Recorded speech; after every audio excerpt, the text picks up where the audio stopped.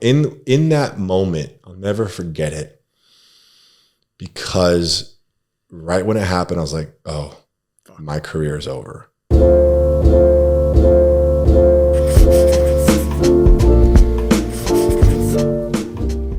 Quickly though, before this episode starts, I've got a 10-second favor that I'd like to ask you. The majority of people watching this podcast haven't yet hit the follow button. I can't tell you how much it helps. The show gets bigger, which means we can increase our production, and also allows us to bring in some of the best guests that you want to see, while allowing us to continue to do the thing that we love. Thank you so much for your time. Before we get into it, I'd like to chat about today's sponsor, VitaDrop. I've been using the VitaDrop sleep product for about a year now, and it absolutely blew me away the first time I used it. I looked at my sleep tracker and it had a 30% increase in my REM sleep. I'm somebody who spends a lot of time trying to optimize my sleep, and I'd never seen anything like that have a significant impact as it did. I remember messaging the co-founder, podcast guest, as well as a good friend of mine, Charlie, about it the next day, completely blown away. And then I've also shared this information with a number of people who have come back extremely surprised and very impressed with how much better they've slept once they've taken that sleep product.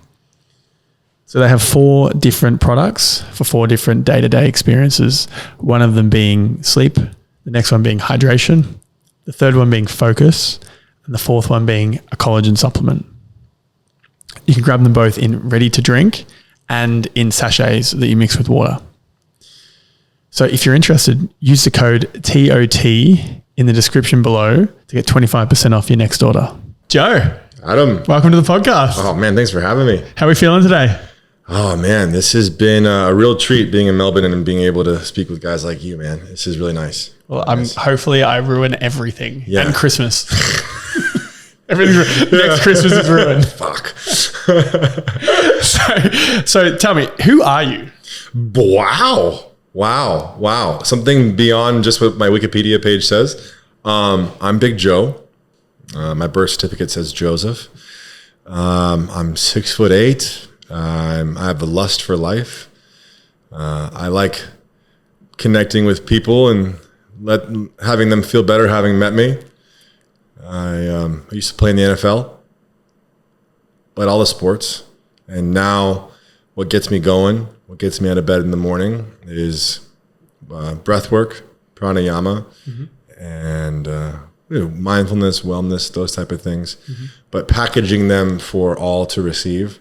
I don't think you need to be a hippie or speak spiritual woo-woo to feel these things. I want to be able to speak to athletes, skeptics, the hippies, and people that are doing breath work or these modalities for the first time. So I can get really lengthy about who I am, but who I am, I'm full of love, and I love to not only receive love, but give it abundantly. And I think I'm a big ass mirror and reflection. If you give me energy, I can give it right back. If it's testy energy, I can match it. But most often than not, I surround myself with people in an environment that, the energy that I'm receiving or I'm giving is reciprocated. And yeah, it's really hard to answer that who am I question. That's the point. Yeah. Who am I? It's funny, it's a great question, Adam, because when I was really coming into this space after football was over, I oftentimes was too focused on who I was not. Interesting. And that lent me an experience of despair, of doubt, of fear, shame, guilt, all those fun buzzwords. What's an example of that? I wasn't a football player anymore. I wasn't making loads of money anymore. Yet. You're right. Again, I appreciate that. And then again, I was so keen to love others, but I really didn't love myself. So again, when I focused on who I was not, it was depressing, literally depressing. I felt a weight on not just my chest, but a ball and chain just keeping me down. And then it wasn't until during meditations and breath work and things like that where I was just really breaking it down to who am I? And it could be as easy as I am strong, I'm hopeful. I am love. I'm a son. I am a brother. I am a guide, a leader, also a student and a teacher. When I focus on those smaller, more simplified things, I obtain a sense of peace within me more than I had when I was focusing on who I was not. It seems like that's a very big jump in between where you were and where you are now. How did you get there? How did I get there? I got there by having tons of life experience. Not all so favorable, but I think closed doors turn into open doors, red lights turn into green lights. And what may have been difficult to experience, then later on lends a more reverent understanding of why I went through that. You hear that a lot. You hear that a lot. What about, how was it for you? With what? With that change. Was there any transition in your life? I'm in the chaos. Right now, you're in the thick of it. I'm in the thick of it. And do you think that podcasting helps you work through that and hearing people's stories? Is that the reason why you do this? It's funny, this has come up multiple interviews recently. I've been asked that question, and the answer is, it's going to get old soon after the next 10, but the answer is, I found from an early age that, maybe in my early 20s, whenever I was around people for an extended period of time, like sister, girlfriend, housemates, people that were in close proximity for me over an extended amount of time, would change for the better.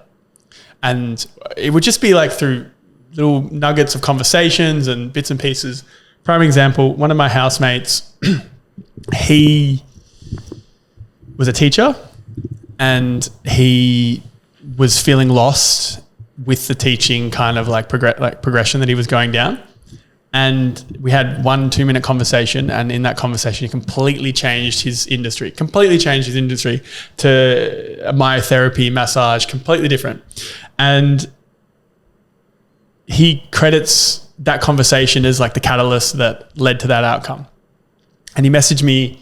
I remember this message when I was in America last year. I just get this random text from him. He shows me his bank balance for the week. And he's like, I need to thank you because I could never have earned this as a teacher, and I'm doing what I love. And so thank you for kicking me out the ass, which was a moment where I was like, holy shit. Okay. Wow.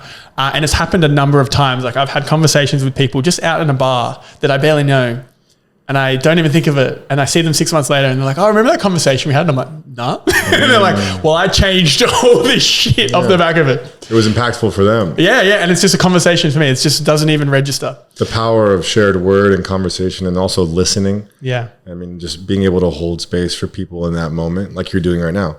Yeah. You're doing it authentically, because you've seen how the power results. I mean, it might not happen today or the next day, but later on. So like a delayed gratification type of thing. Yeah.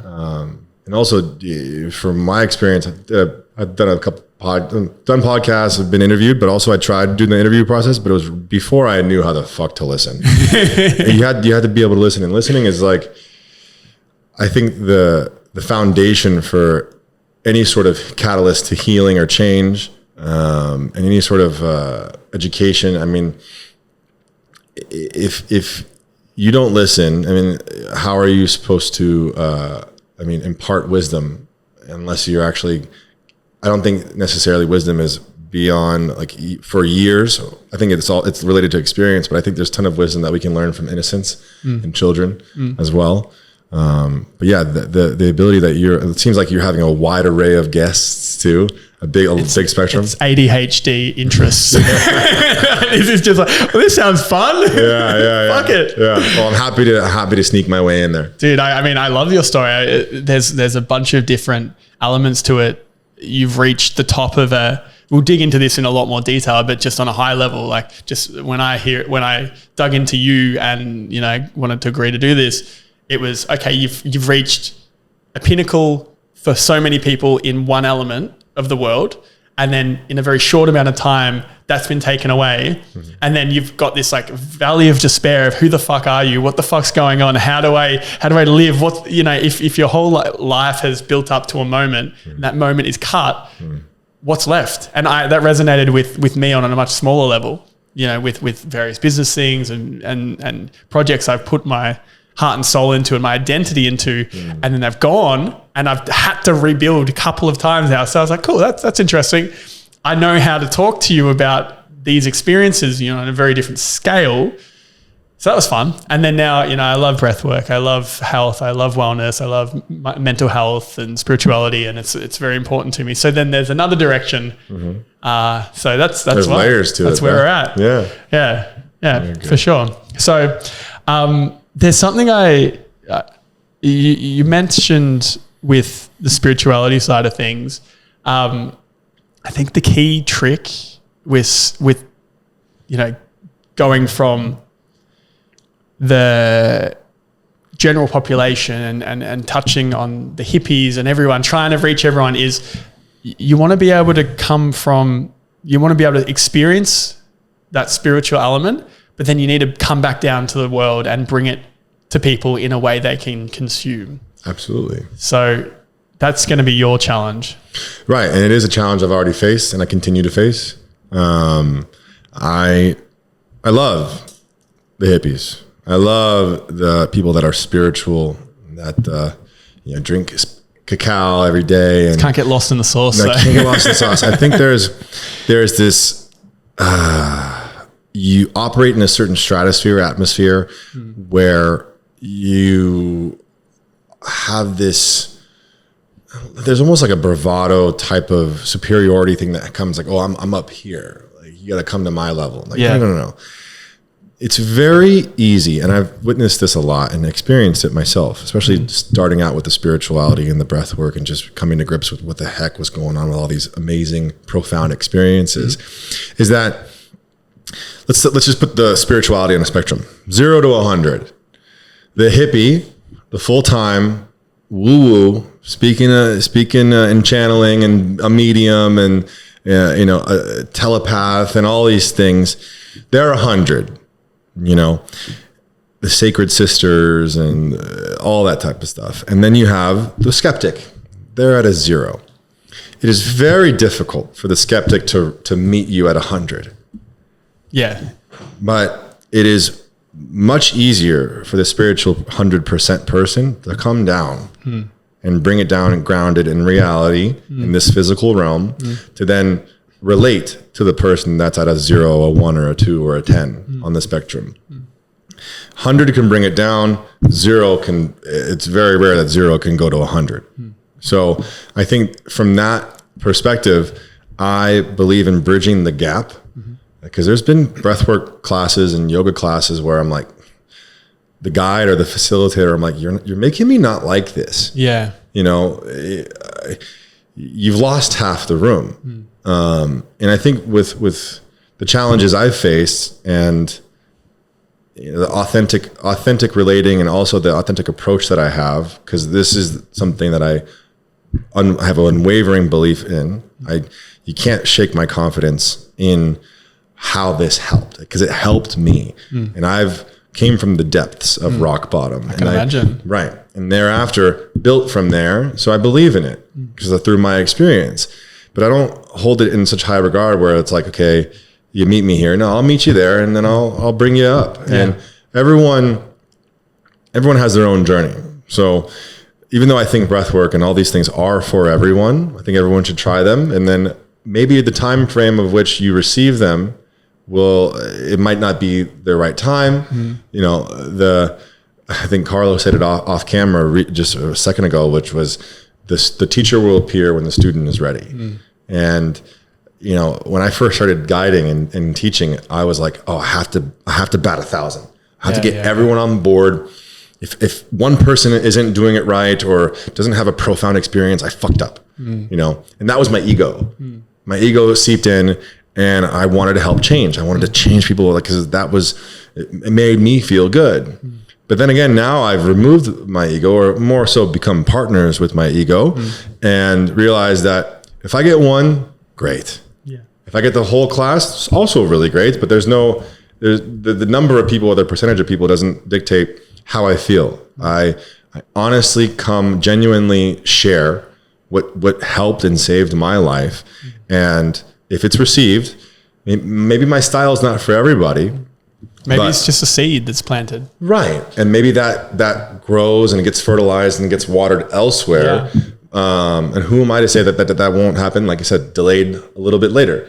So there's been definitely challenges about how to resonate and relate to everyone as best as I can, because I've lived quite a dynamic life, and I pride myself in the ability to, hold space for women, hold space for athletes and men, hold space for a 16-year-old or a 75-year-old. This breathwork thing is for everybody, and it's beyond language, culture, any sort of barriers that people might put up for other sort of experiences. And that is my favorite part about it. Yeah. So just to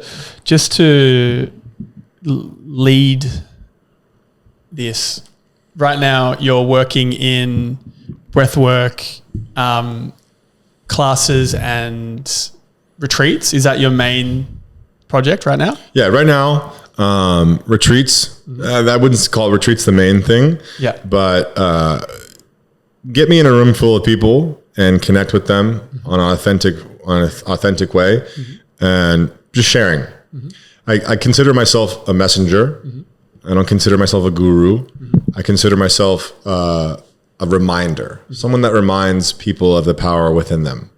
Through breathwork. Through breathwork. Gotcha. Because I think breathwork just unearths what we've buried within ourselves, whether that be emotion of any kind, or any sort of potentiality that we've missed or buried. I think that it's basically, breathwork is like a spiritual plunger. So, to get things moving correctly and smoothly. So yeah, that element has rang true with my personal practice, and how I guide. Yeah, cool. Okay. There's a lot I want to dig into, but before we get there, I just kind of want to understand the early context of your years. Like, who were you early on, and then who did that person become, and why did those early years that shaped you as a human lead to this? Okay. Well, when I was a young boy in Los Angeles, California, I was raised by my mom and my grandparents. Where was your dad? Dad wasn't around. He never signed my birth certificate. Damn. I knew I had a run-in with him when I was 5. And then we didn't speak to each other until 17 years later, when he called me on the phone when I was 22 and said he wanted to come to my game. One of my last university games, one of the biggest games of my life. And I was like, weird timing, guy. Yeah. And then I was like, no, I'll see you on my terms. Those terms didn't manifest until 8 years later, when I tried to get my birth certificate signed so I can get my Italian citizenship. Yeah. I'm working on that too. You We need to talk about this offline. Do you know where your family's from? Paula. Okay. Where's that? North, south? Yeah. You should probably find that out. I should find that out. Well, no, I can get my passport. Yeah, that's dope. That's dope. It seems like we're both doing that. That's cool. So from then on, father wasn't there. Grandparents, huge impact on me. And my mom always said I was raised by a village. I'm really big on chosen family. If you were to go into my family reunion or whatever, a holiday, you notice that everyone looks different.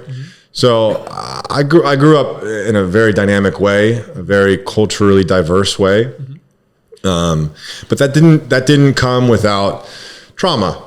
Obviously, father wasn't there. Yeah, no doubt. My mom was playing both roles, and she also struggled with her own drama, her own addiction, abuse, not abuse to me, but abuse to herself. Yeah. But at the same time, I'm careful with how I paint the picture of my mother, because she struggled. Yeah. She was a woman that, decided to have a child on her own with help of my family, but still without any partner. And with, like I said, I'm careful with how I describe it because there were really big parts that shaped me into being, this is the big reason why I am really good at social cues and facial microaggressions and those type of things. Because if any eye twitch or anything was off, I'm like, oh, you're drunk. Yeah. Gotcha. Or, oh, you were just crying. Yeah. Like I was very conscious and aware of that at an entirely too young of an age. So that lent me an experience of growing up a little fast. But then again, my love that I mentioned earlier when I said, who am I? I'm very joyful. Because I know what the opposite of that is. And I don't want anyone to feel that way. Yeah. So this joyful disposition that I have, silly, goofy, fun-loving, like I mentioned, lust for life, it came from my mother. It came from her showing levity in the most serious situation. Yeah. Bringing light to any darkness. And there was a lot of darkness, but there was way more light. Yeah. And that prevailed. And, I carry that with me. I carry her with me.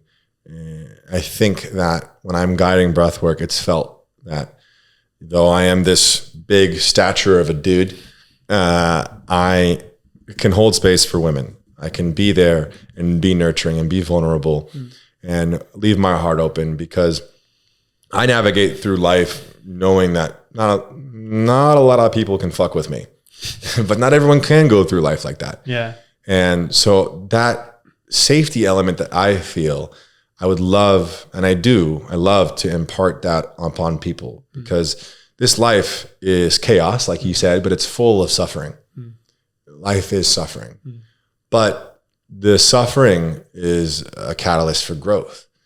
And the pain is a testament to the love that was shared, or pain or grief.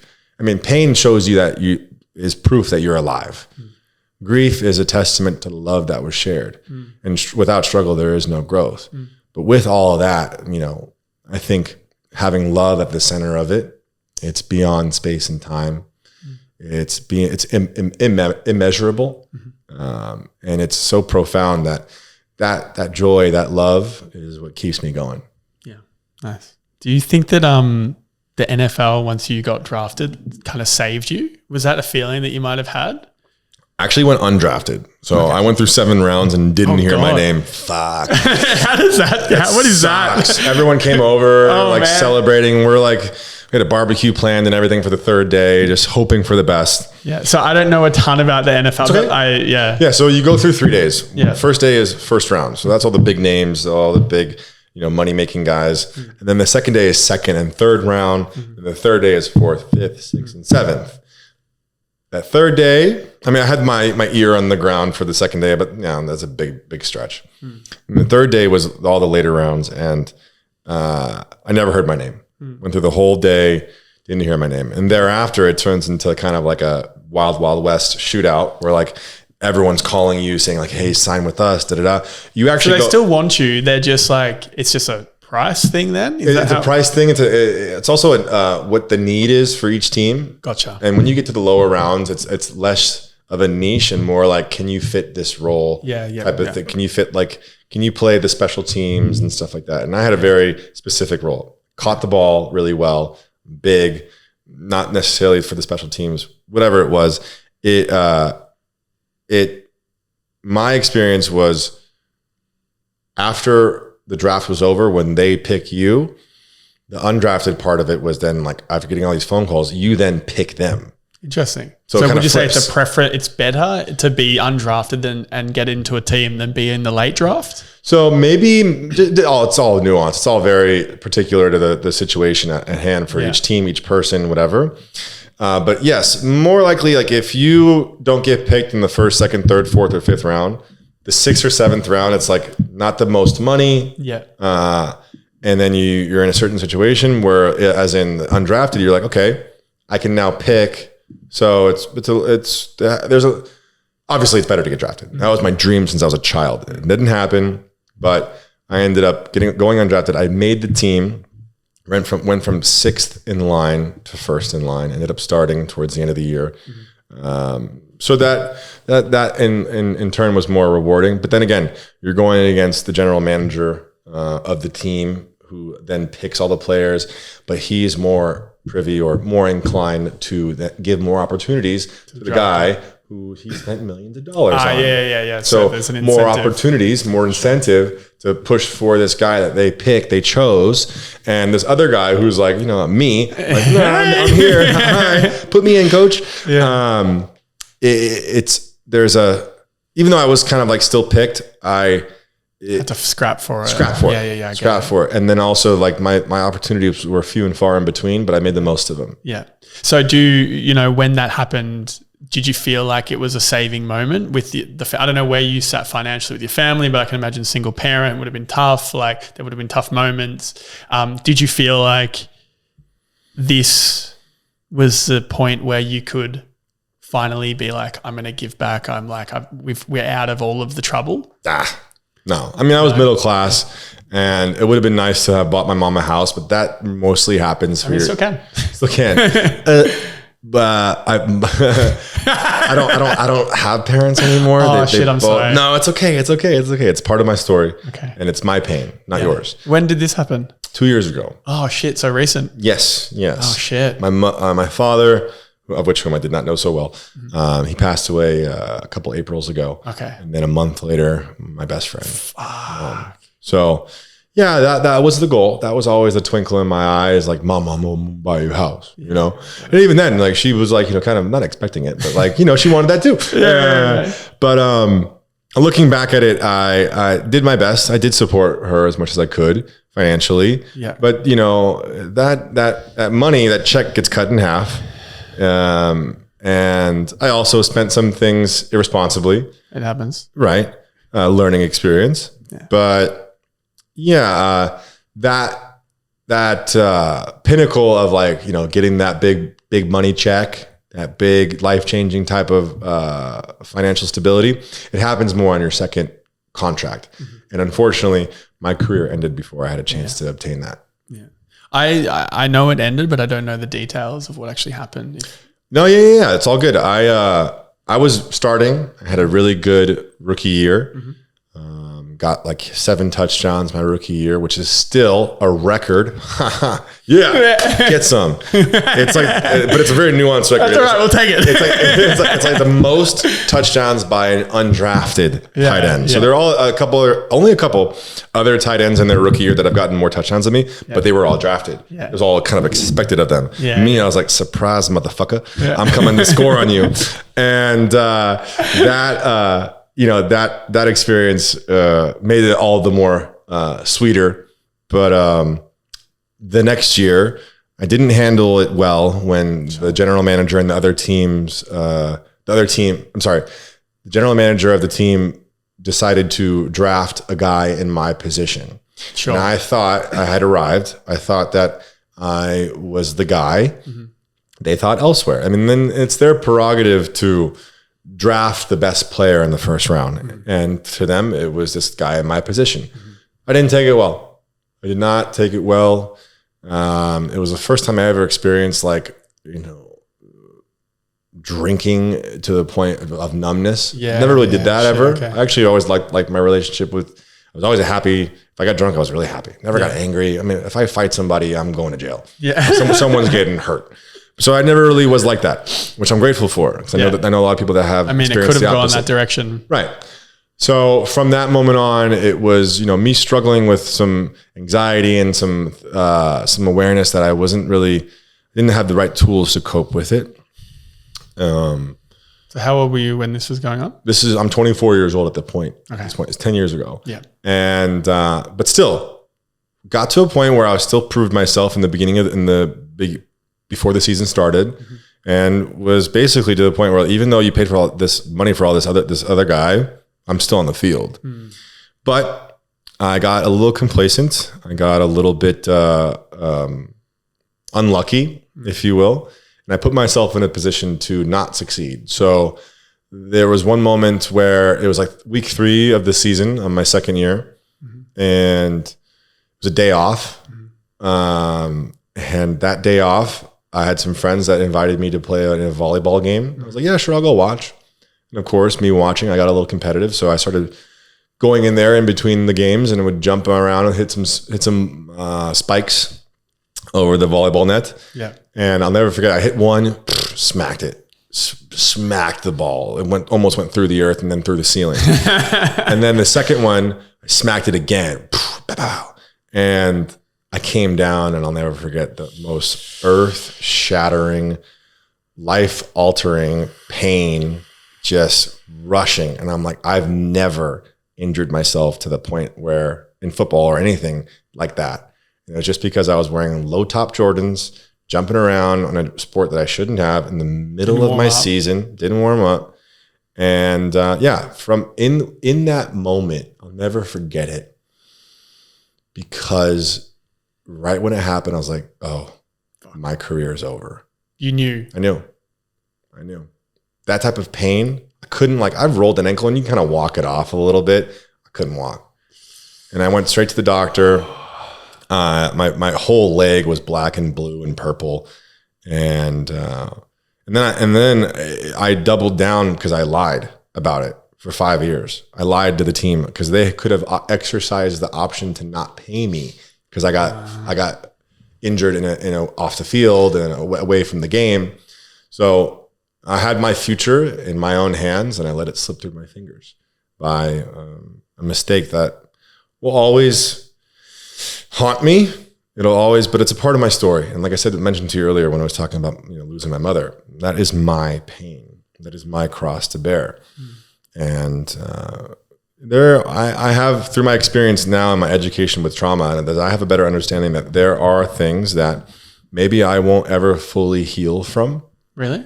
Yeah, I think that's okay. I can chip away at it, but I think holding that close to my heart is okay. And when I do tell this story, I think you are already feeling it, is you can feel that shit fucked me up. That shit hurt. And if I were to maybe fully heal from it, maybe I'll be more happy-go-lucky. I'm like, yeah, I broke my ankle, whatever, fucking life's great. Like, no. That shit sucked. That shit, one, I can still feel the pain I felt, and even the pain associated around it, which was shame, guilt, all of that, I think offers a more genuine relatability when I do share my story, because I can tell it 1,000,000 times over. It'll never get easier. But, similar to that, the pain and the sadness I feel from losing my mother, I really don't want that pain to ever go away. What makes you say that? I mentioned earlier that the pain is a testament that I'm living. I can feel pain. And that emotion, that feeling, it means I'm alive. But then again, I think it is proof that the love was there and the love was shared. Let's say if I was way more bright and shiny and it didn't feel like my pain my heart didn't ache telling the story about losing my mother, I would think I'd be numb or emotionless. It's because I have a good relationship with these emotions, and I know that I'm not defined by them. It's just energy and motion.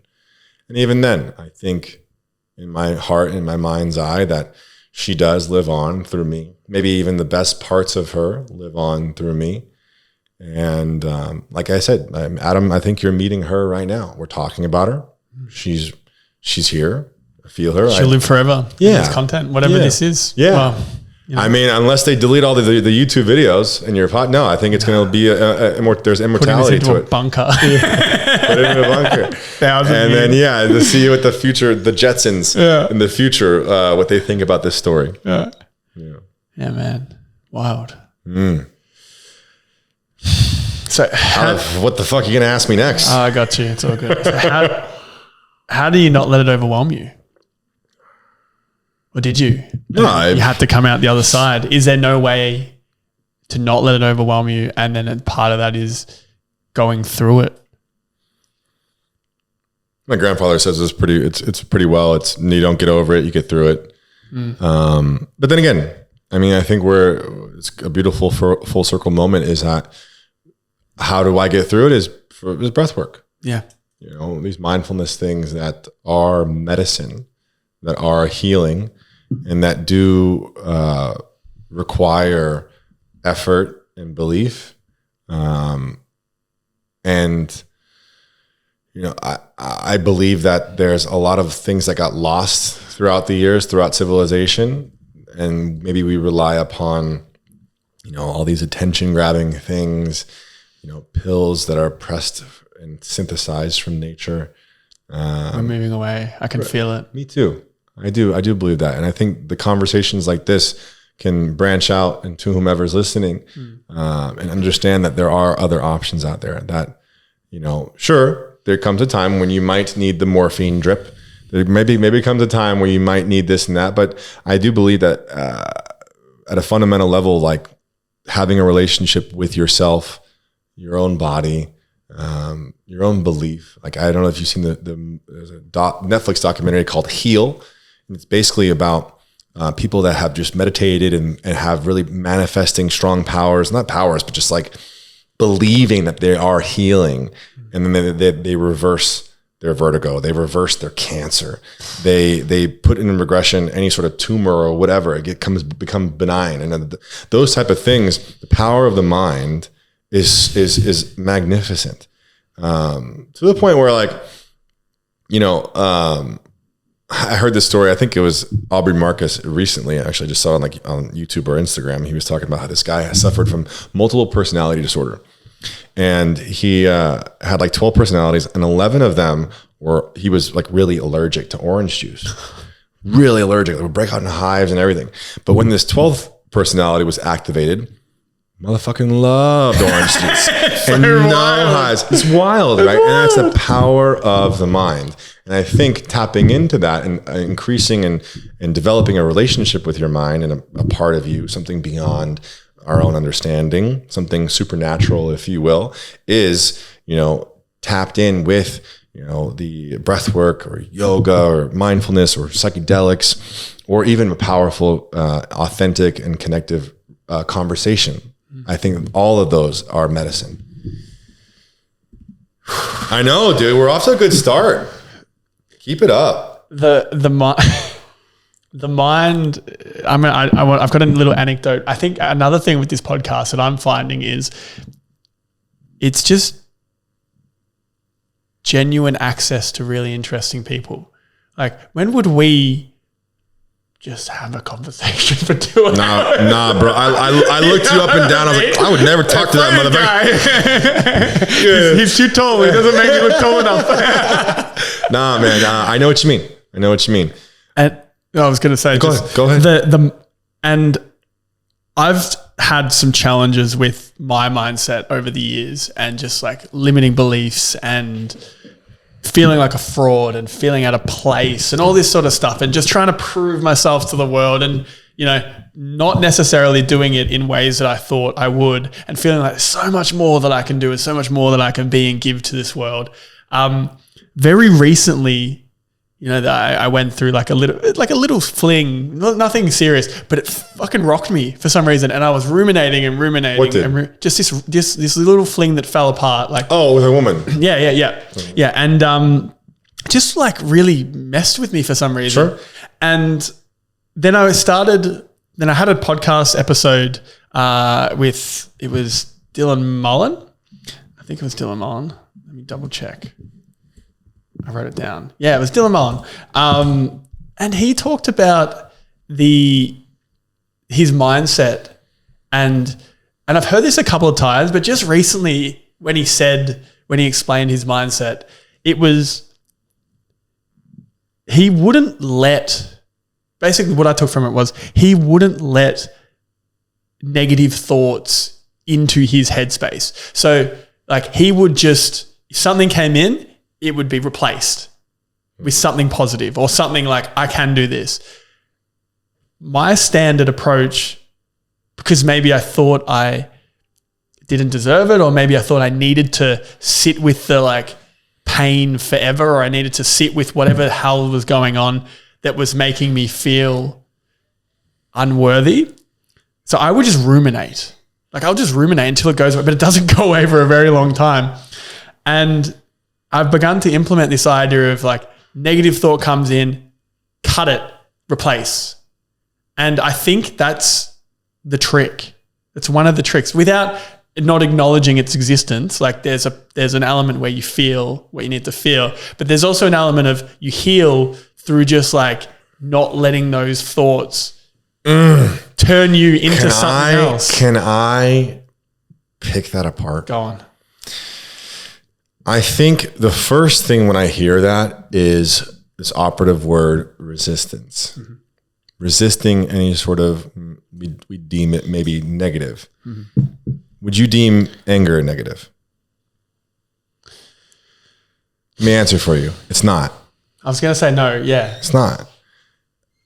I remember when I thought feeling anger or feeling violent or any sort of aggression was negative. And we just label these things for how they make us feel, right?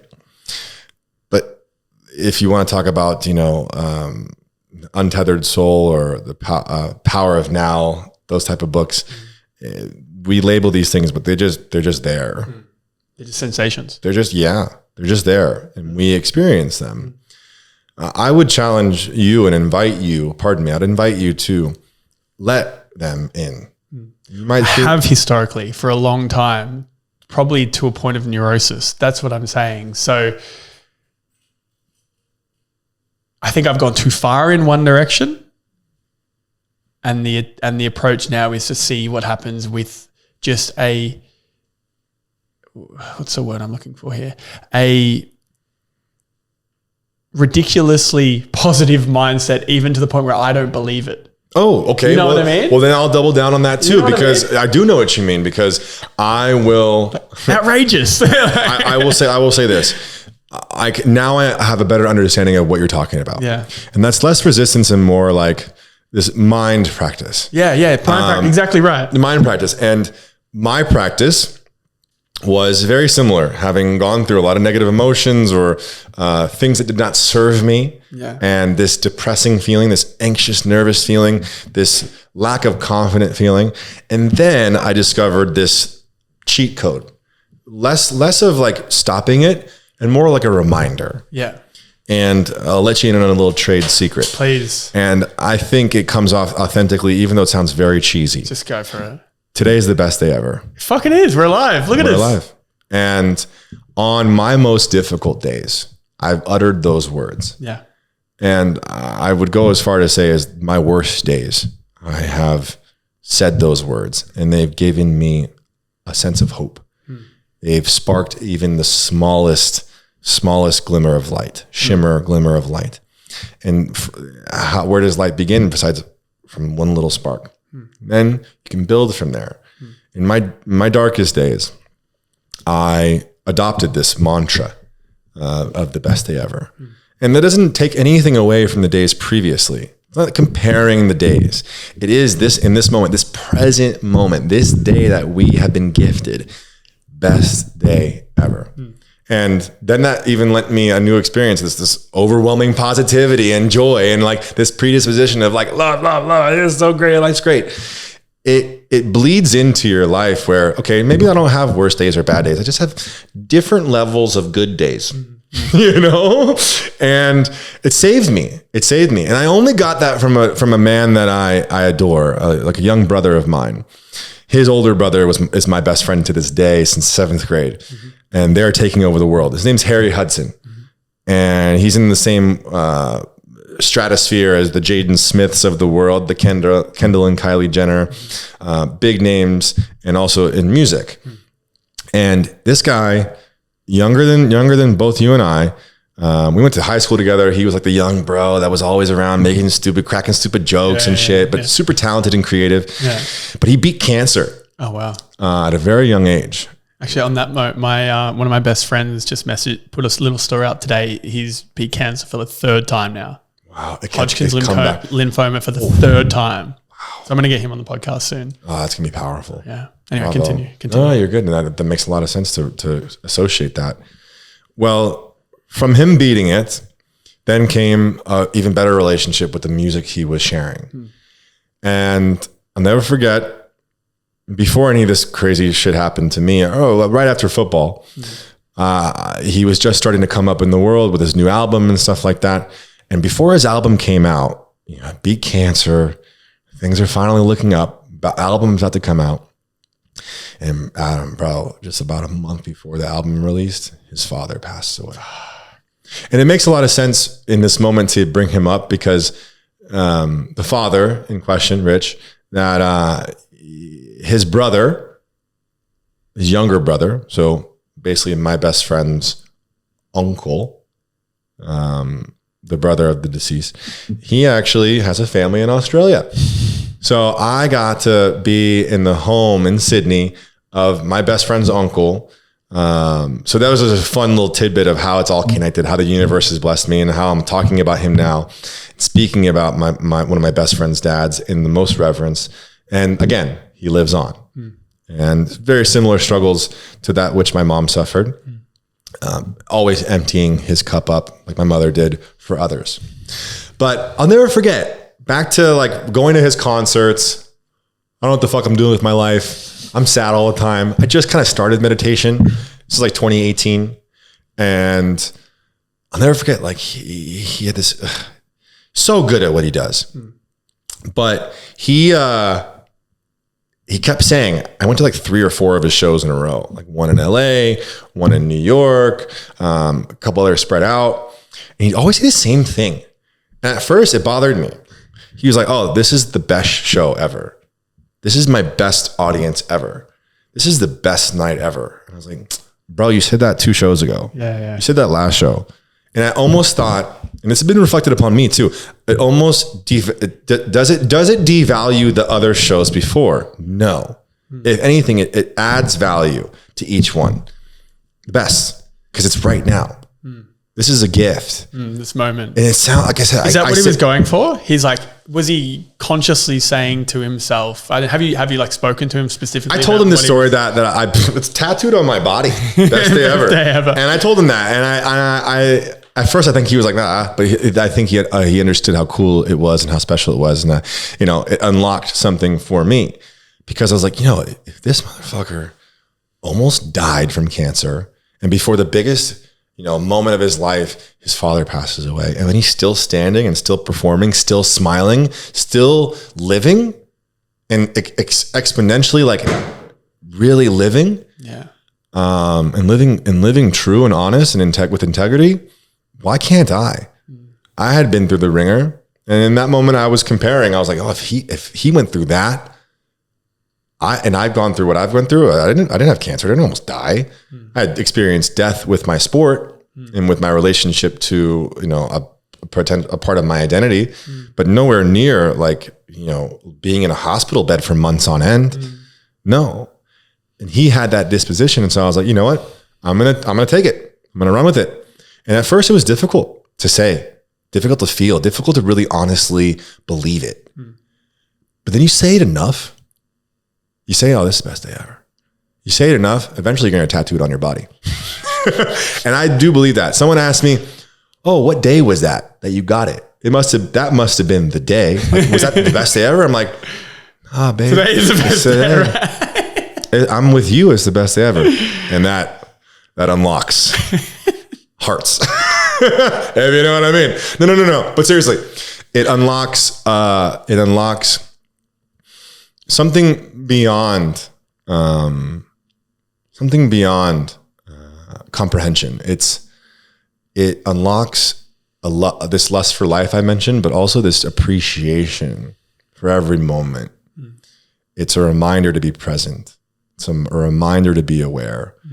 It's a reminder to observe and let go.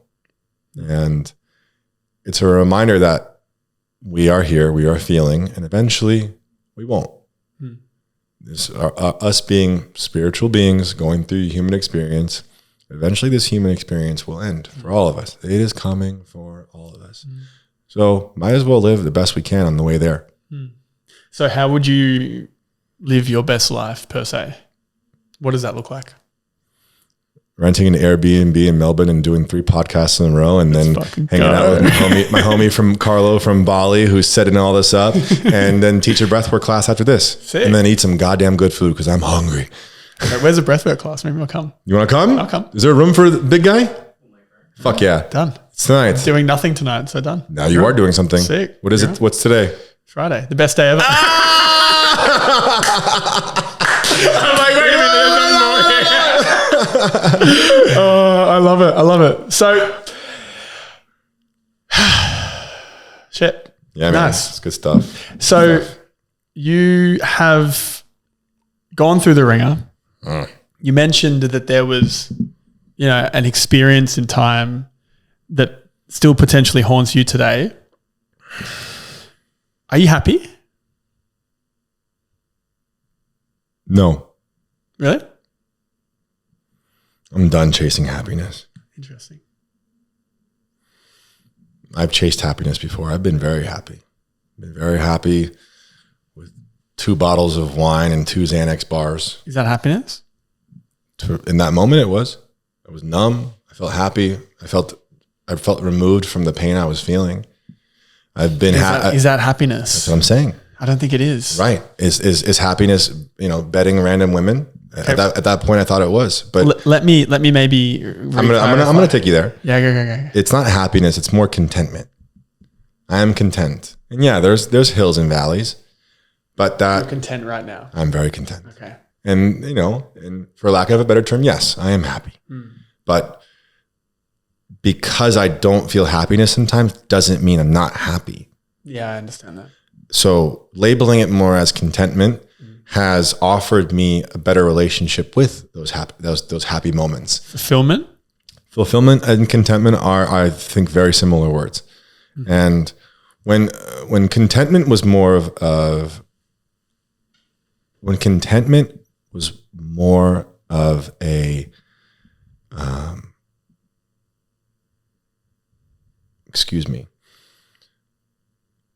when contentment was more of a important value to adhere to, sunsets and sunrises became more beautiful.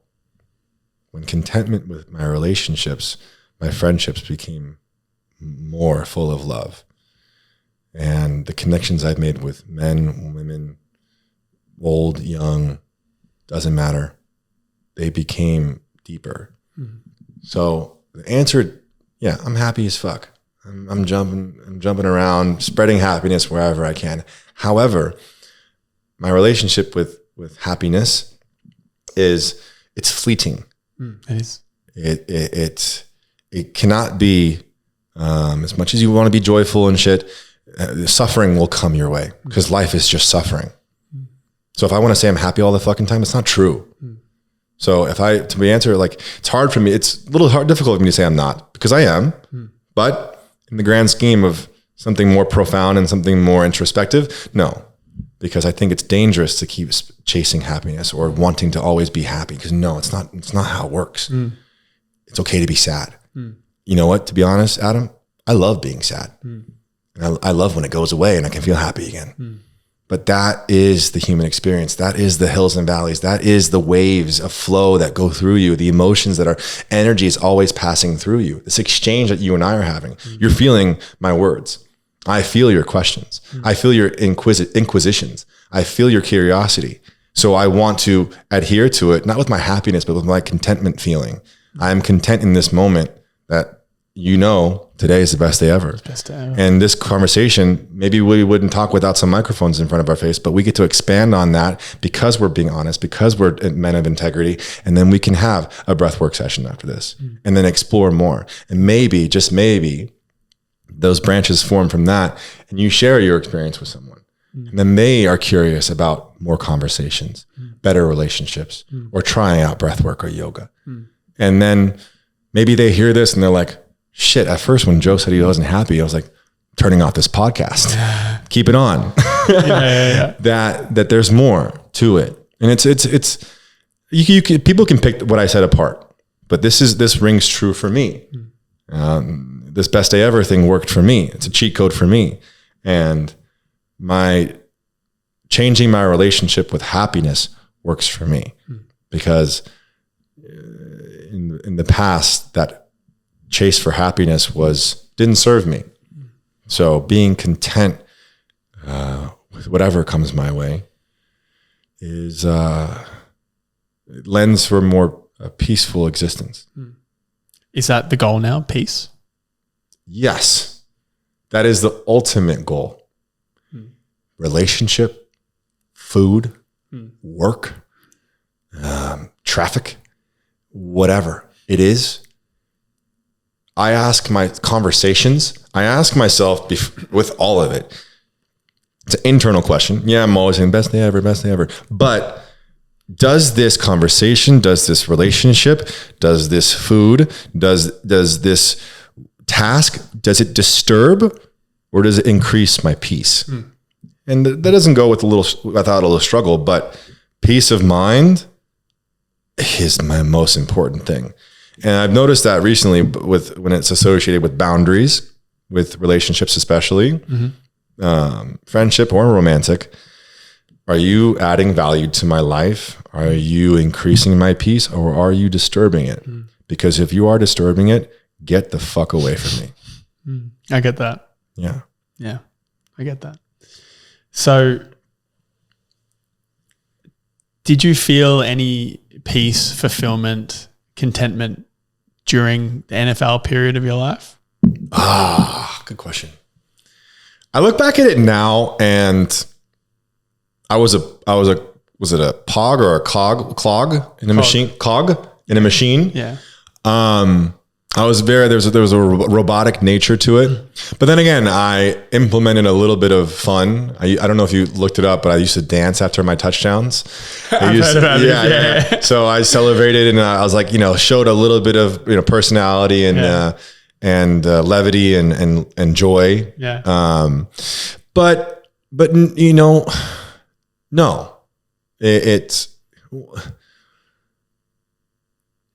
no, it was different then. It was different then. It was hard to associate any sort of mindfulness back then, because I was just almost on autopilot. And the play and the fun nature of the game that I fell in love with, that's what got me out of bed in the morning. It gave me brothers. It gave me father figures. It gave me structure and stability. It gave me discipline. It gave me strength. Otherwise, I'd be this baby giraffe walking around. But it gave me so much. So thereafter, it was, this feeling and this sensation and this predisposition I have now, maybe I always had it, but it was less manicured. It was less, it wasn't shaped. It wasn't molded the way that it is now. Back then it was path of destruction I left behind me. I don't care. I know my intentions are good, but my intentions versus people's perceptions is a constant battle. And that is, you're a product of your environment and the people you surround yourself with. But, I didn't have this state of mind back then. And I wish I did. I think that presence and this joy, this lust for life, I had it, but not in a refined manner. This now is more refined, and that comes with life experiences. But I do notice the shift we're talking about, which is young men, younger than us, 20s, are going through this sooner, and they're realizing and coming to grips with this type of mindfulness approach sooner. And I see young men all the time in their young 20s and teenage years too. I'm like, dog, you're way ahead of me. You're way ahead of me. Back then it was just like, where can I get my fix? Almost like an ad. I was addicted to happiness. I was addicted to the short highs. Dopamine. You're addicted to the dopamine. Dopamine. It's hard not to be. I mean, in the environment that you're in, you're 30,000 people? More? More? I don't know. What 80,000 people. Yeah. That, just on an energetic level, That's a lot. Oh yeah. That's a lot. Shaq says it the best. He said that there's no way to recreate that feeling, dunking on someone after an alley-oop from Kobe in Game 7 of the finals. Can't, right? But human energy being channeled into one person. Right. It's fucked. The only thing he dissociated with was DJing. And, imagine like a whole crowd of people bouncing to his music. He said the only thing that he can get close to is that. Yeah. What other scenario do you have where everyone is focusing all their eyes, all their energy? Because this energy in a stadium, this fanatic energy, right? Why do people shout and throw their hands up and laugh and scream? To release. Because what else is laughter besides your body's inability to contain your joy? Yeah. Right. And that fierce fanatic energy that your hands get thrown up, it's energy directed from that was incited by that person that you're watching. And you want to repay it by throwing it good vibes. And even if you're on the other team, you're like, fuck you. It's so good, but I hate it. So people that are really have inquired the correct way. They're like, hey, what is it like scoring a touchdown? And I'm like, it's unlike anything you'll ever experience. Better than sex. It is better. There is nothing like it. Imagine 80,000 pairs of eyes looking at you. Especially at a home game, 99% of it is positive. And in that moment, I was like, okay, I know that I feel the energy. If I run into, like I mentioned, I enter a room, people look. So in that moment, when I felt everyone's pairs of eyes on me, I was like, what am I going to do? Dance.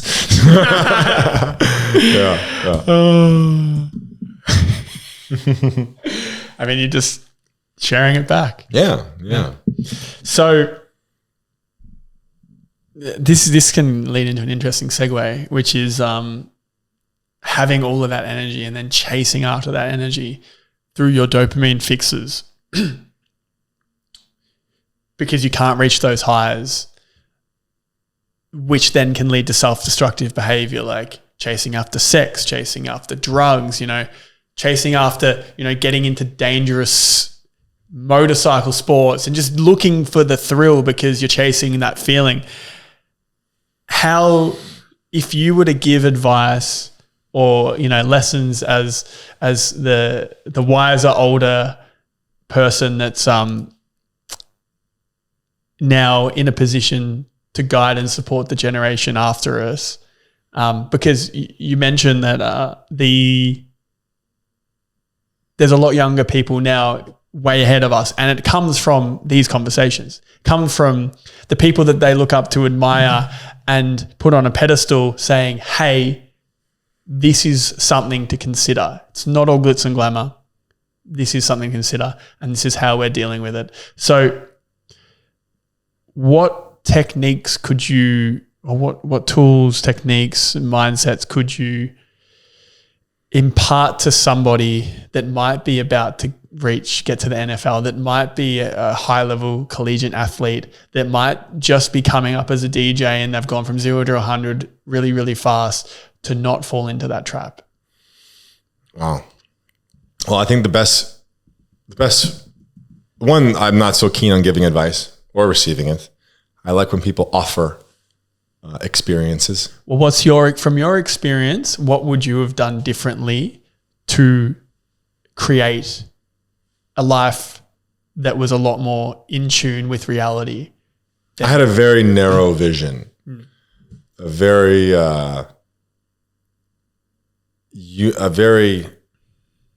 one-dimensional vision. I wish I would have broadened my horizon a little bit. I wish I would have kept more of my curiosity of different types of healing, besides relying upon eating Vicodin like Tic Tacs. Well, you only know what you know, though. Exactly. And we're talking about 15 years ago, where this breathwork stuff and maybe just yoga was just starting out to get popular in the West.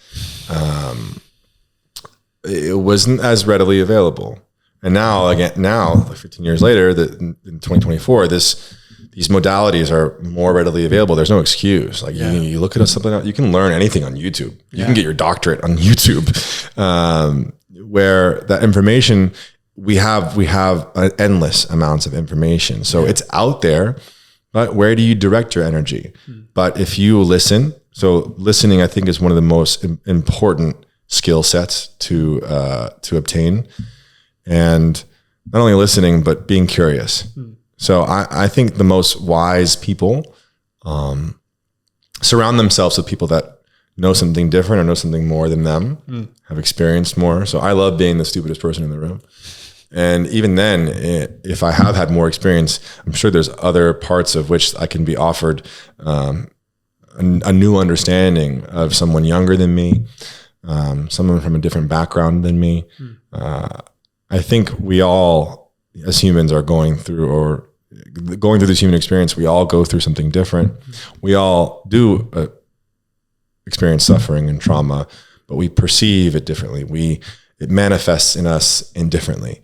So I would say, listen, be curious, and also learn from other people's mistakes, so you don't have to make your own. Yeah, you can't make all the mistakes. right. But then again, you gotta. How else? How else do you learn? Oh, it's a fine line. I mean, if you can learn from others' mistakes and avoid the mistakes yourself, then I feel like you can only make 3 or 4 big catastrophic mistakes in your life, and your life's kind of done. It's like, well, shit. I think I'm almost out. I think I'm on my 9th life. Maybe not 3 or 4, but you get what I mean. Yes, I do. There's so many ways to make mistakes, and there's only so many days in your life that you can make those mistakes. And I'm of the opinion that the quality of your life is a culmination of your decisions and nothing more. Right. Choices you make. It's all you can do. The rest is outside of your control. So if you can make better choices through better understanding of the world, then you can get better outcomes. And yes, there's always going to be the catastrophic elements that tie in, and that's just part of the game. But, so when I've recently, as I was, so I'm going through it,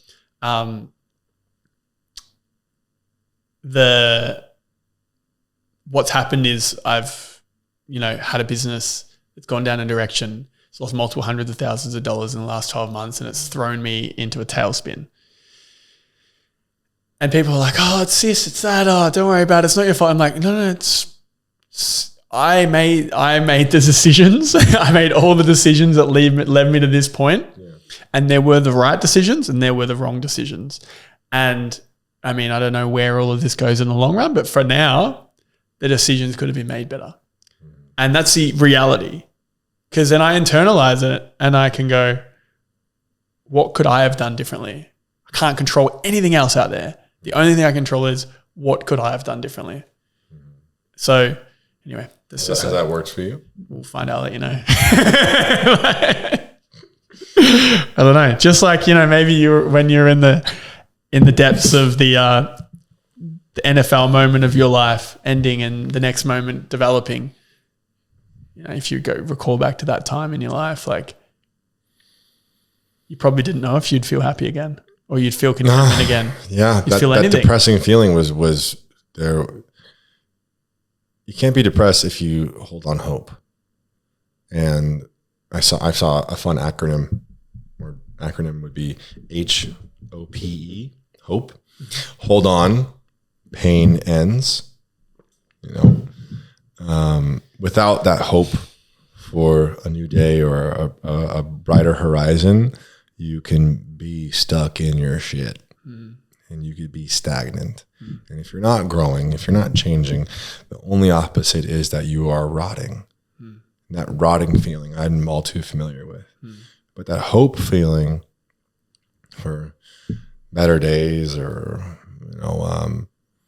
more love shared, I only feel that because, like I said, I think I said it earlier, is that I know what the opposite feels like. And I look back at some of those days, I'm like, damn, like, I wish I could have gone back and just shake myself. Like, get the fuck out of bed, dude. You're going to be all right. Just go breathe. And I think that comes best day ever and contentment, but also finding and falling in love with the little things. Noticing and becoming aware of the smaller things. Like whether it's a small crinkle of the grin or a smell of the rose or a feeling the southerly winds on your face. little things like that. Like I will never see an ocean or a body of water, maybe bigger than a pool, a stream or a river or a lake, whatever. Whenever I see water like that, there's something that comes over me where I cannot help but smile. I'm like, And little pieces of appreciation like that offer like a snowball effect into more appreciation for the bigger things. If you reserve and simplify appreciating little things, it will reverberate into and manifest and like I said, compound into the bigger things feeling even better. So I think simplifying it, taking a step back and, looking at it from a foundation perspective, then that offers a more profound existence, more graceful, more beautiful, more joyous, more peaceful. More peaceful. Yeah. Peaceful. I think you're touching on maybe that rot was you going from bringing back down your peak to baseline dopamine levels. Have you heard about the idea of dopamine and it's your happiness, your response from dopamine is based on your peak and baseline? Do you know much about this? Yeah, please keep going though. Tell me. So, I mean, just playing this idea out in my head, if you've been in the NFL and been doing all this crazy shit, your peak dopamine levels are here and your baseline is right up here. So you're probably going to need a bit of rot to bring it back down to the point where you can go, well, that's a nice beach. Yeah. So maybe you have to go through it maybe. Yeah. I not even a maybe for certain, for sure. And not everyone operates that way, but I did need my world to crumble before I could rebuild. That was mine. And not everyone goes that way. Some people remodel the building they already have. They're the smarter ones. Yeah, jeez. God damn it. But yeah, I guess that rot brought my level and the peak a little lower. But that doesn't mean that I'm still not able to feel. I think the spectrum of which I operate, which is the baseline and the peak, I think it's wider now. And what do you mean? I think the proverbial peak or the ceiling can be broken through, and I think even then, it's hard to really quantify or measure that, right? So what you're saying is your baseline is low and your peaks are very high. So from what I understand, the space between the baseline and the peaks is where your fulfillment and enjoyment and love of life will come in. Right. So maybe that's why you're feeling so much more content and fulfilled. Yes. You've lowered your baseline to as low as you can go at this moment in time, and you've got techniques to get those peaks all the way out there. Yeah. And maybe not as self-destructive peaks anymore. Right. Bravo. Cool. So let's go back 10 years.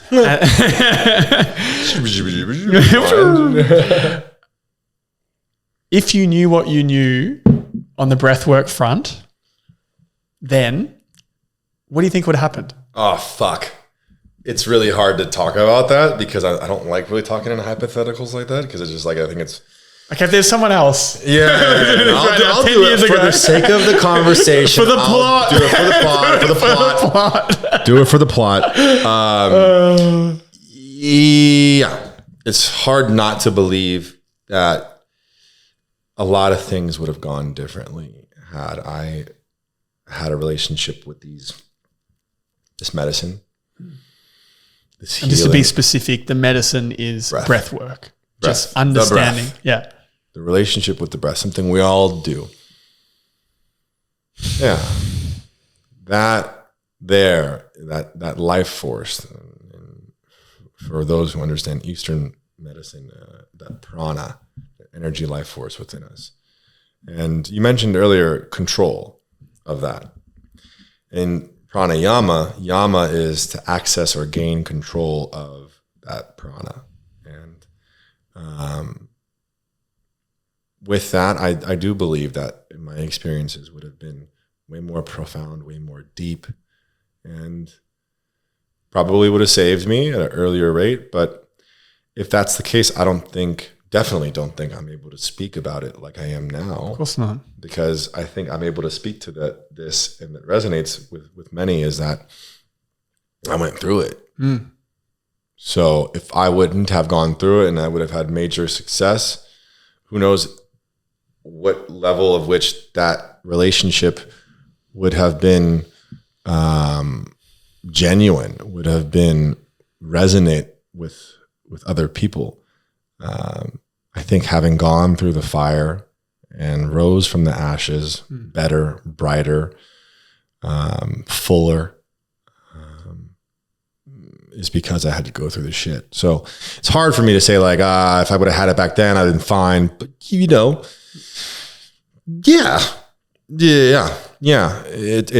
It would have been very impactful. Yes, of course, impactful, and I think positive. And I know in my bones that it would have maybe kept me afloat on times when I felt super heavy and downtrodden.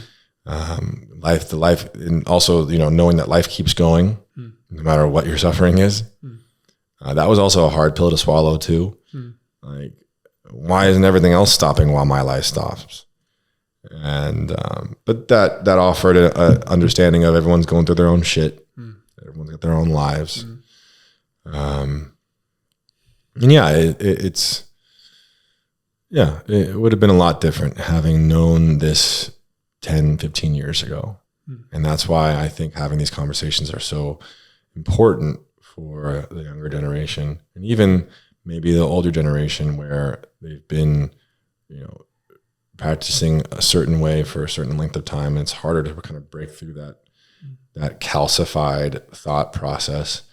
But breathwork definitely decalcifies. It definitely opens up new neural pathways and basically gives you a clean slate, a fresh slate. One of my mentors, one of the men that I've learned from with breathwork, in a course that we did together, I associate breathwork and these healing modalities, and I associate with like a vinyl record and playing a new song. But also he's mentioned, imagine you're going down a mountain on a snowboard or skis. And you have gone through a certain path where there's a divot, and you follow it, and it's like the same path over and over again. You're not really exploring the mountain. So with breath work, that basically gives you fresh pow, a fresh road, a fresh path down the mountain. And then you have the ability to go a different route. Or for my music metaphor, is to play a new song. So, but it's dictated upon not just the practice, but how you integrate it. I know people that literally do breath work just to get high, and that's a dangerous thing as well. If I really wanted to, I can do breath work for maybe 45 minutes or an hour, and I will go to DMT land. And that's dangerous. Like, it's risky to be able to access that whenever I want, and that can be abused. But I more use breath work to then give me that fresh pow, so I can go down a mountain differently and see how that works for me. So yeah, the breath work is a tool. I would love to impart that upon the masses, but it's not going to happen overnight. It happens with a conversation like this. It happens with putting myself out there and coming to Australia and sharing it with people that are from a totally different background than me. And I think it's received well because I have guided all types of people. Like the youngest would be, actually I guided a 9-year-old once with her brother, who was like 11. And then I've guided my aunt, who was 75. And that just goes to show that we all breathe, we all do it. And if we can manipulate in a rhythmic fashion the breath and take control of the breath, and what we deemed automatic for so long, putting our hands on the wheel, taking the autopilot off, putting our hands on the wheel, it offers an expansive, undeniable reaction and activation, where magic can happen. These talk about unordinary states of consciousness. And even then, like all the neurochemicals, like the oxytocin, the tryptophan, the dopamine, the serotonin, all that good fun stuff, and the neurons that are firing in your gut and your heart and your brain. Basically your pathways in your brain, you've been going down the same road over and over again. But then the breath work and these things, they either widen the highway or give you new avenues and paths to go down. So there's a new neural activity. And that's scientific. That is proven to happen. Stimulating your vagus nerve, your sympathetic versus your parasympathetic nervous system, which is, the adrenaline response versus the rest and digest response. And then you have the scientific versions of scientific explanation of gamma and theta brain waves, where you're basically in your subconscious and you're rewiring your subconscious and that type of thing. So all these things, there's physiological benefits, mental benefits, whatever you believe in, spiritual benefits. And it's to the point where I'm like, that more people got to know about this. And it's not new. It's been around for thousands of years. Been around our whole existence as humans. Breathing? Exactly. It's been here since the beginning. Absolutely. Been here since single-celled organisms taking the use of oxygen. That's it. What I love about breath work is it's a tool in a toolbox, right? Tool belt I use. Tool belt. Yeah, it's Australian American. There you go. And it's a tool that you have complete control over at all times. It is going to be with you from the moment you are born to the moment you die. And it is a very powerful tool that gives somebody who understands it a lot of freedom to make better decisions. And, as I said, decisions and choices impact your whole life, the combination of better decisions. And there's a lot to be said about just like stopping for a second and breathing before you make a decision. So it's a very powerful tool that, I think should be shared a lot more. So yeah, and I think it's trendy right now. It's a good thing to be trendy. Right. I'd rather that than meth. Right. Yes, it is better than meth. I think it's a good. It's part of the positive shift that we are a part of in this world, in this universe, and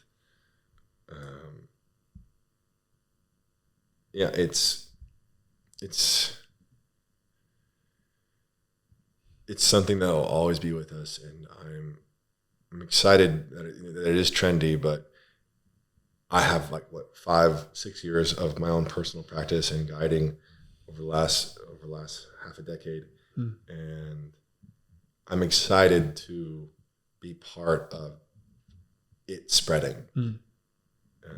I think this is not a disease. This is spreading. This is spreading good. It's ideas, spreading of ideas. Yeah. If anyone has questions they need answered, they look nowhere else besides breathing a little bit and then surrendering and getting those answers.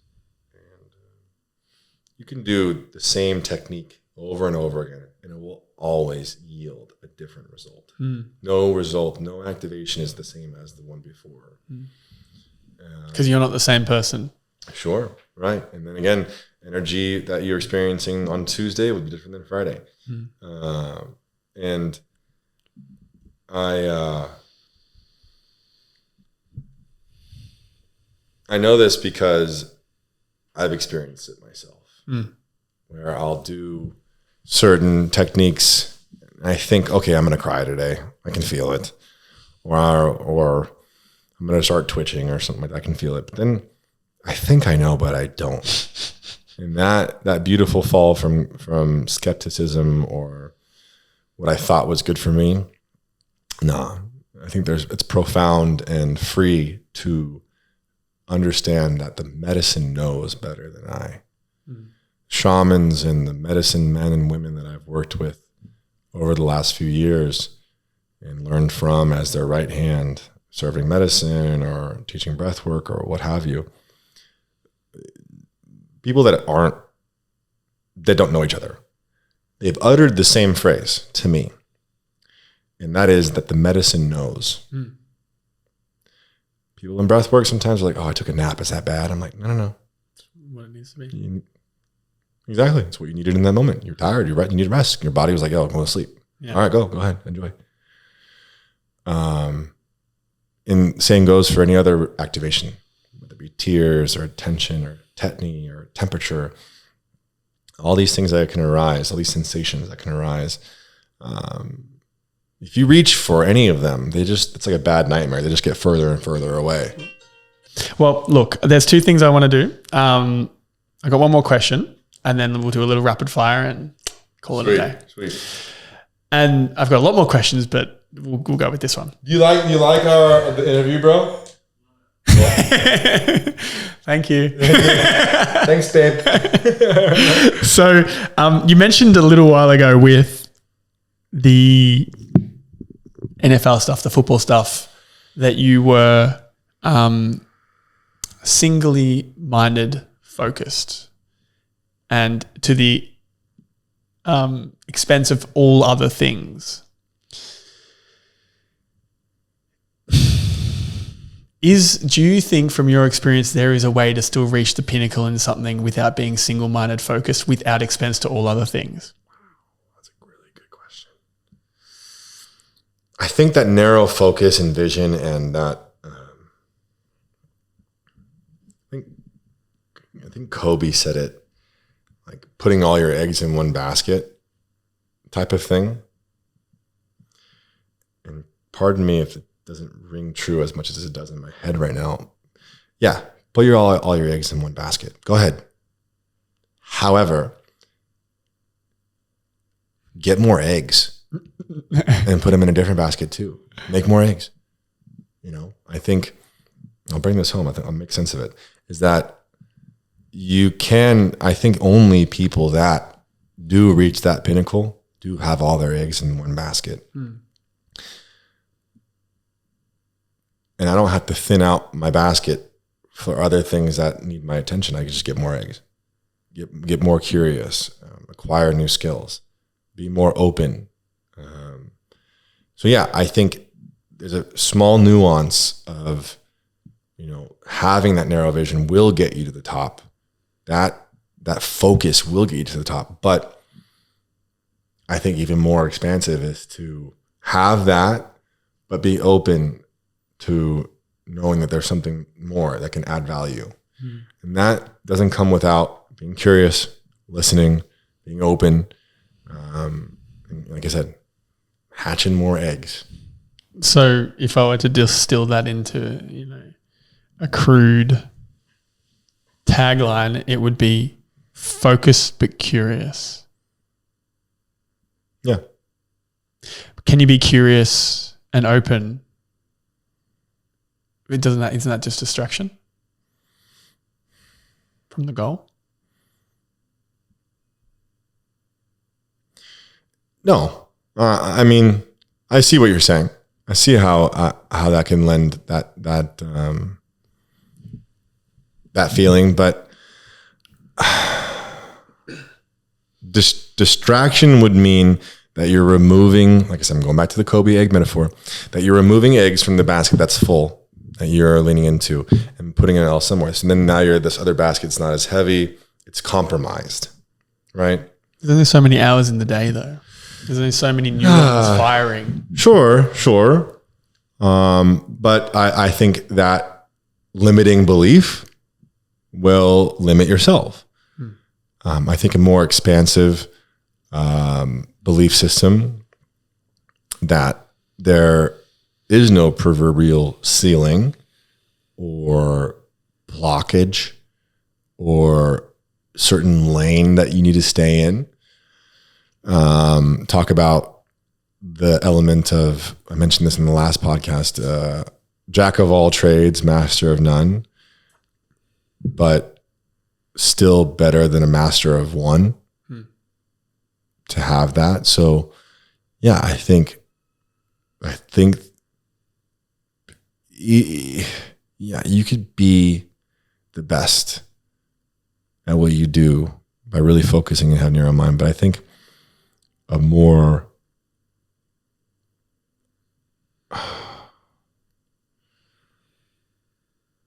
open mindset to something beyond just the focus for one goal can reveal more for that goal. Mm-hmm.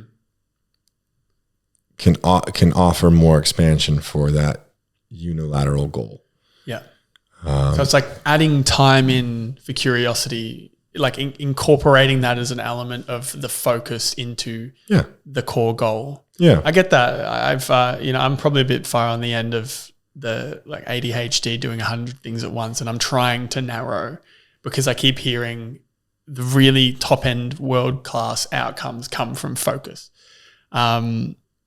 But also there's like, I think it was, I don't know, Michelangelo, one of those guys was notoriously just curious and just follow. I can't remember which one it was, but it was one of those guys in that era, notoriously curious and just created things out of curiosity and had some of the most profound changes in the world because of that curiosity. Because what would end up happening would be that, let's just say he was working on it's not Michelangelo, but it's maybe Leonardo da Vinci, maybe, I think. Anyway, he would say be working on an engineering problem, but because of this like 3-month stint of obsession with how birds fly, he would be able to take that some little nugget of knowledge that he learned, or like how a plant can be painted.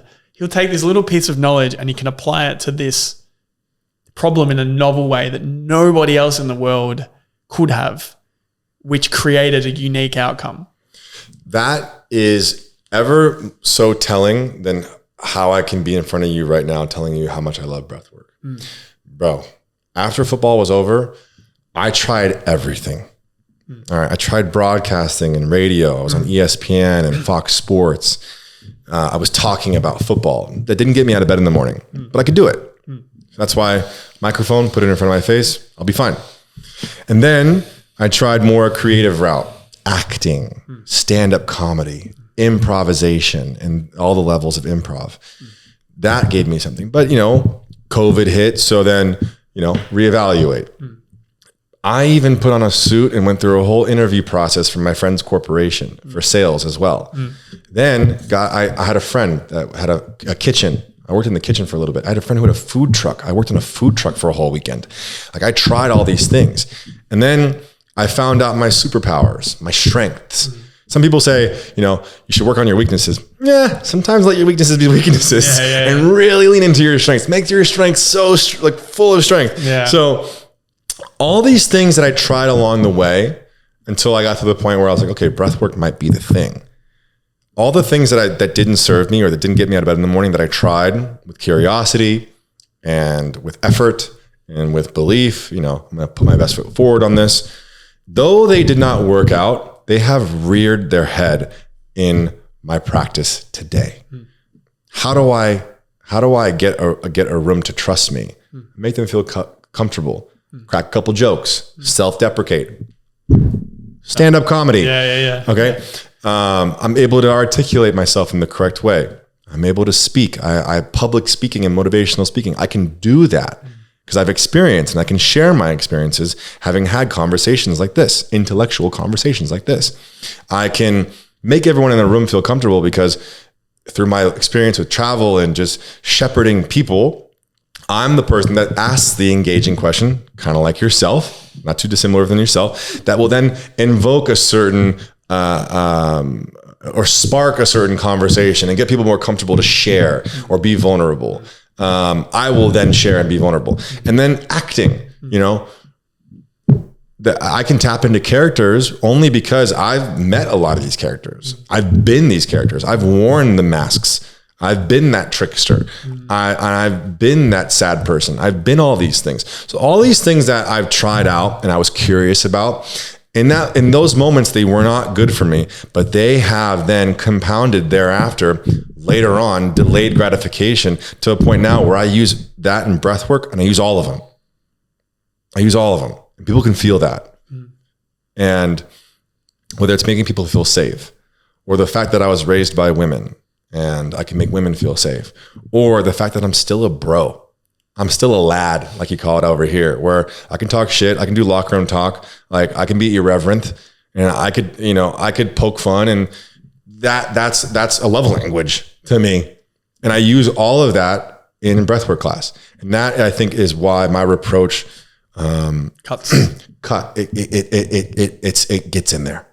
It's a beautiful love dagger or Cupid's arrow right to the heart, where people feel comfortable enough to feel safe, to breathe in a rhythmic fashion to me as I'm doing Simon Says with breath work, and it elicits a beautiful, profound, life-changing experience where you're activated and you're feeling all this love and joy and elation, and maybe even a little grief and suffering. But on the other side of those tears is happiness, is joy, is contentment, is peace. So that is what that's a beautiful ending, or a beautiful full circle moment of all these things that I tried, curious, got more eggs. Now I can put these in the basket of breath work, because You've seen some shit. Because I've seen some shit. Yeah. Yeah. I don't think I need to go through the rapid fire. I think that was pretty solid. You sure? I think so. I've got one more question for you though. Mm-hmm. What's the meaning of life?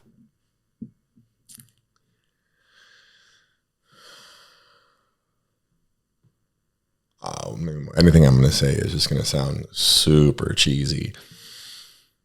Go on. What is the meaning of life?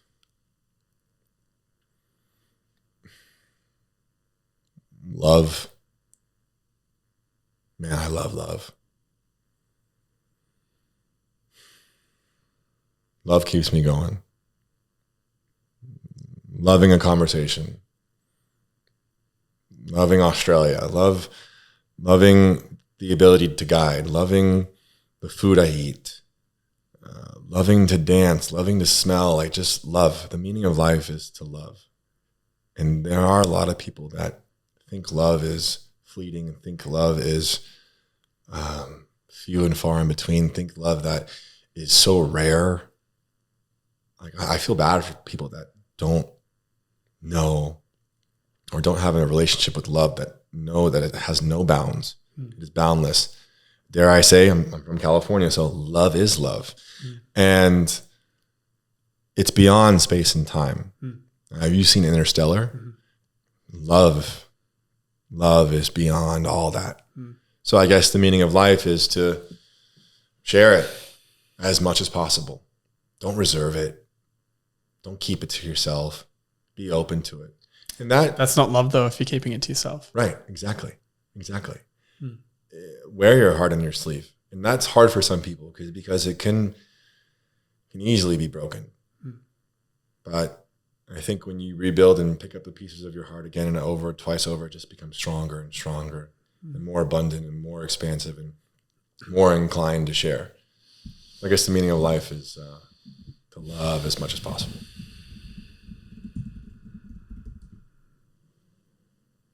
You always ask that question? Yeah. Has anyone else said something similar? Most people say love. Ah, cool. Very cool. Yeah. Thank you, Joe. I love you. I love you too. Cool. Done. Yeah? You want to give a little cheeky wink to the camera and say, make sure you tune in? You too.